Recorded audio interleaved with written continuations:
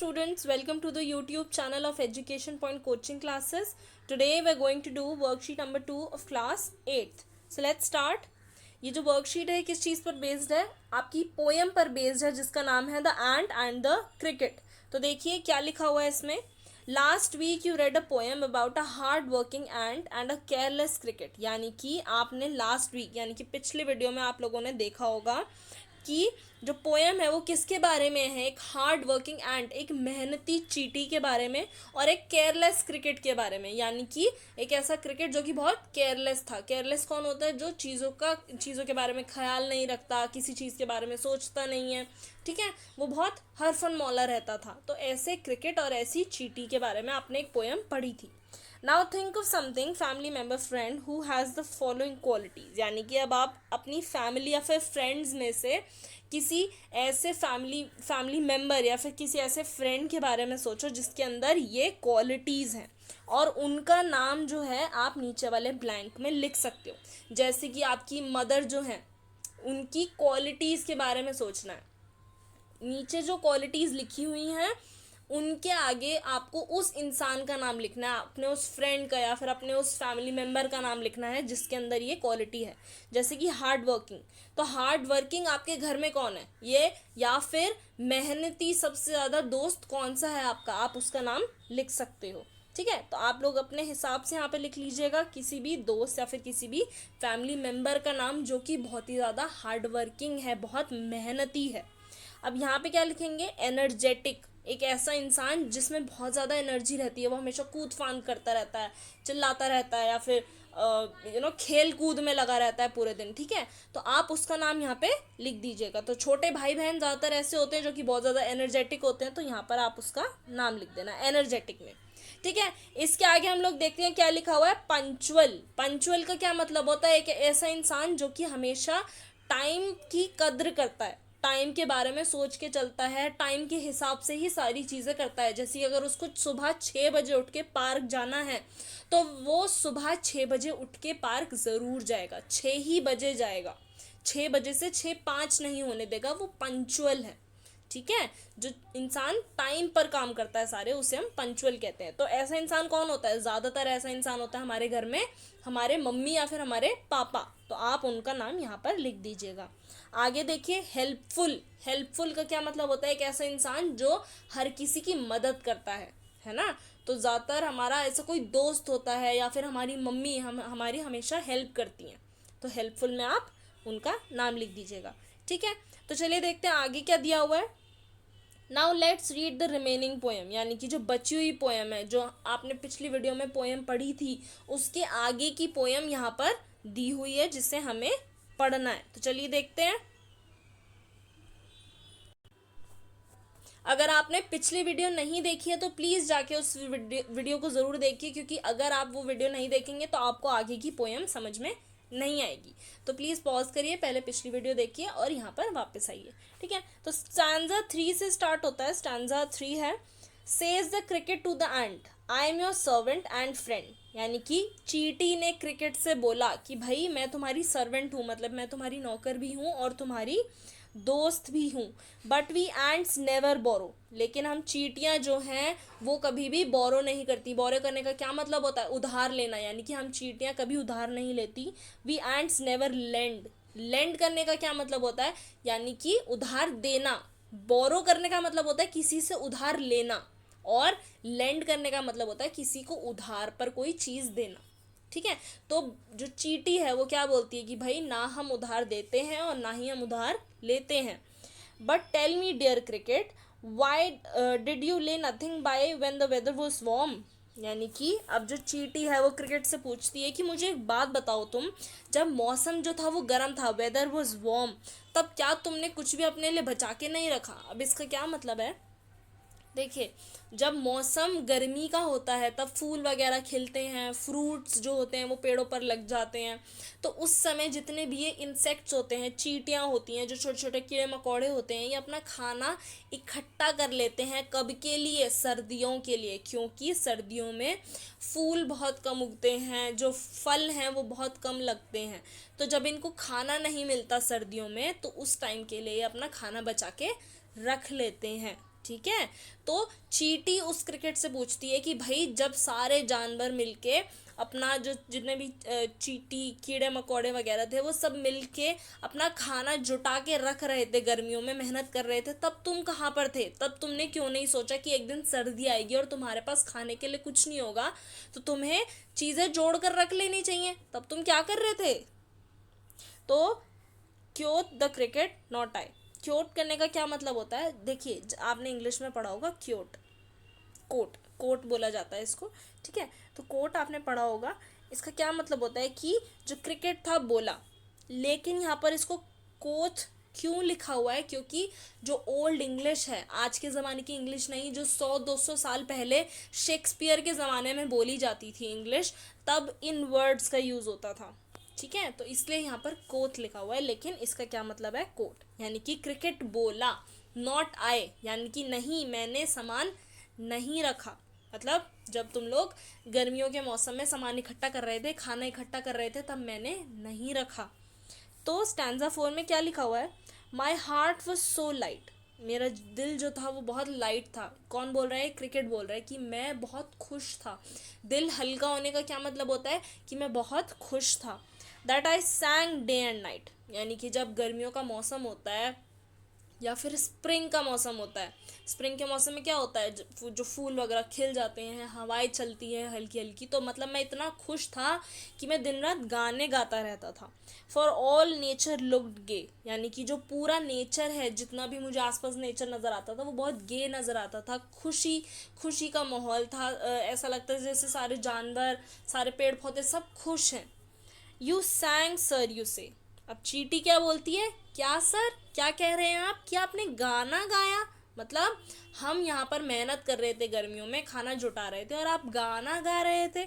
Go then says the ant and dance the winter away. तो चींटी बोलती है कि जब तब गाना गा रहे थे गर्मियों में, तो अब भी जाकर गाना ही गा लो।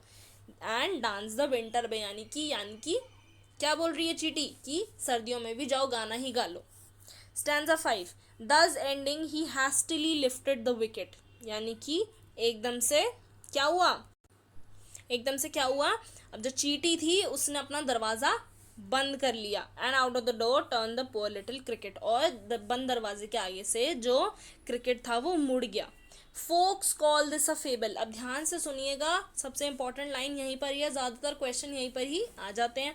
Focus call this a fable, यानी कि फोक्स जो हैं, जो लोग हैं, वो इसको फेबल कहते हैं। फेबल का क्या मतलब होता है?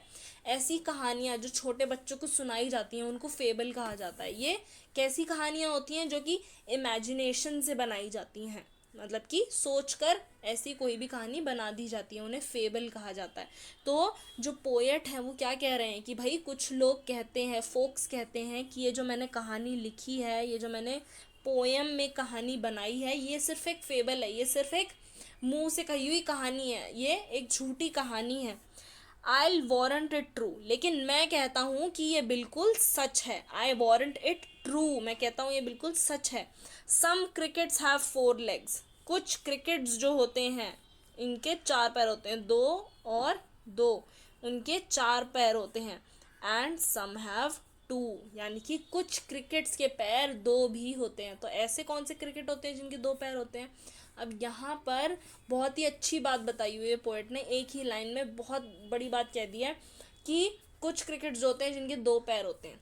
मतलब कुछ ऐसे इंसान होते हैं जो समय आने पर मेहनत नहीं करते, लेकिन जब समय निकल जाता है तब पछतावा करते हैं और दूसरों से जाके मदद मांगते हैं, है ना।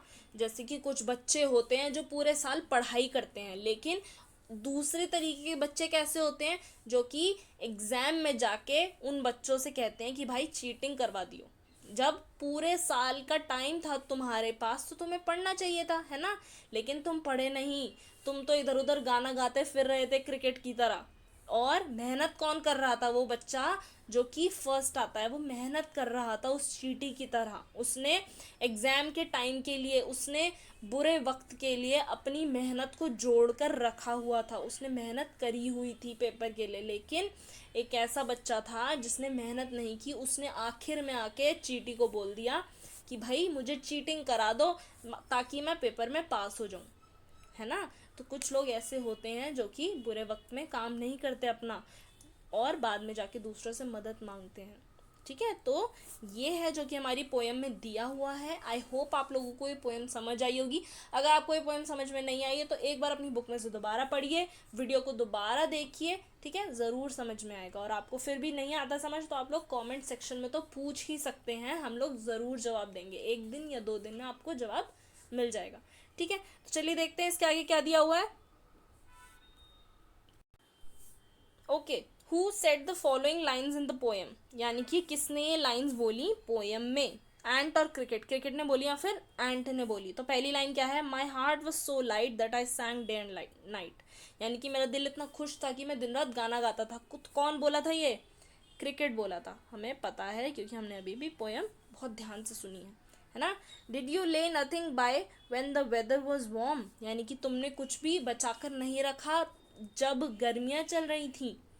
तो कौन बोलता है ये, एंट पूछती है क्रिकेट से, है ना। Okay, go then and dance the winter away, अब जाओ और सर्दियों में भी गाना गाओ, डांस करो। जैसे कि तुमने गर्मियों में इधर उधर तुम नाचते फिरे, तुम गाने गाते फिरे, तो अब भी तुम यही करो। तो ये कौन बोलता है, ये भी चींटी बोलती है क्रिकेट को। तो चलिए देखते हैं आगे क्या दिया हुआ है। Rearrange the following sentences to form the summary of poem. Write the correct sequence number in the box against each sentence. यानी कि समरी दी हुई है पोएम की। पोएम की समरी का क्या मतलब होता है कि पोएम को छोटे में, शॉर्ट में समझाया हुआ है एक पैराग्राफ के रूप में। अब वो जो लाइंस है उनको ऊपर नीचे करके दिया हुआ है, अब हमें सीक्वेंस में लगाना है उनको कि इसके बाद ये हुआ था और उसके बाद ये हुआ था। तो 1 यहाँ पर दिया हुआ है, अब हमें बताना है कि इनमें से 2 कौन सा है, मतलब असली 2 कौन सा है। ठीक है, तो चलिए देखते हैं। ओके, तो ये हो जाएगा सेकंड, क्योंकि फर्स्ट क्या दिया हुआ है, the cricket सैंग during the month of summer and spring, यानी कि क्रिकेट जो था वो गर्मियों में और स्प्रिंग के मौसम में गाने गाता हुआ घूम रहा था। जैसे ही विंटर सीजन आया वो भूखा हो गया, भूखा पड़ गया। स्टार्विंग का क्या मतलब होता है, भूखे रहना, क्योंकि उसको ना कोई फूल पत्तियां मिली, क्योंकि सर्दियों में ज़्यादातर जो पौधे होते हैं वो मुरझा जाते हैं, है ना। तो उसको ना कोई फूल पत्तियां मिली, ना कोई फ्रूट मिला, जिसकी वजह से वो भूखा रहने लगा। और उसने क्या सोचा कि एंट के पास जाया जाए। ठीक है, तो इसके बाद क्या हुआ। ओके, तो यहाँ पर सबसे पहले मैं 2 लिख देती हूँ, 2।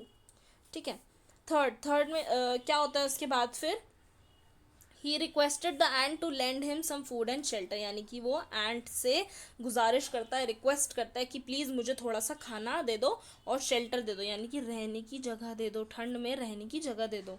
तो एंट क्या कहती है उसके बाद, ओके, द एंट आज the cricket if he had stored food for the winter. अब एंट उससे पूछती है कि क्या तुमने खाना नहीं बचाया था विंटर्स के लिए।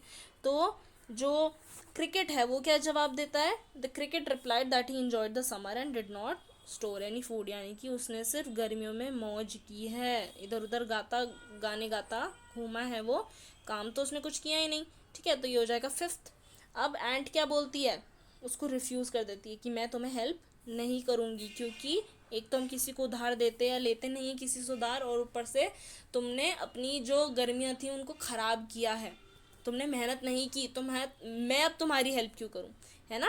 ठीक है, तो ये हो गया है इसका सीक्वेंस। आई होप आप लोगों को समझ आया होगा। चलिए देखते हैं आगे क्या दिया हुआ है।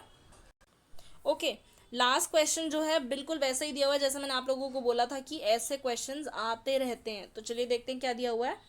What does the poet mean by the last line, यानी कि जो आखिरी लाइन है ये, इसका मतलब असलियत में क्या है। Some crickets have 4 legs and some have 2, यानी कि कुछ क्रिकेट्स होते हैं जिनके 4 पैर होते हैं और कुछ ऐसे होते हैं जिनके 2 पैर होते हैं, यानी कि कुछ ऐसे इंसान होते हैं जो बिल्कुल उस क्रिकेट वाला बिहेवियर दिखाते हैं, है ना। Some people are like the cricket, they are lazy and do not care about the future, वो आलसी होते हैं और वो फ्यूचर के बारे में नहीं सोचते। वो नहीं सोचते कि अगर आज हमने मेहनत नहीं की तो कल के दिन हमें भुगतना पड़ेगा, हमें बहुत परेशानियां होंगी, है ना। तो ये है इसका मतलब। आई होप आप लोग को कोई वर्कशीट समझ में आई होगी। आई होप आप लोग को ये वीडियो पसंद आई होगी। अगर आपको ये वीडियो पसंद आई है तो प्लीज़ इस वीडियो को लाइक कीजिए, अपने दोस्तों के बीच शेयर कीजिए, and please subscribe to our YouTube channel education point coaching classes. Thank you.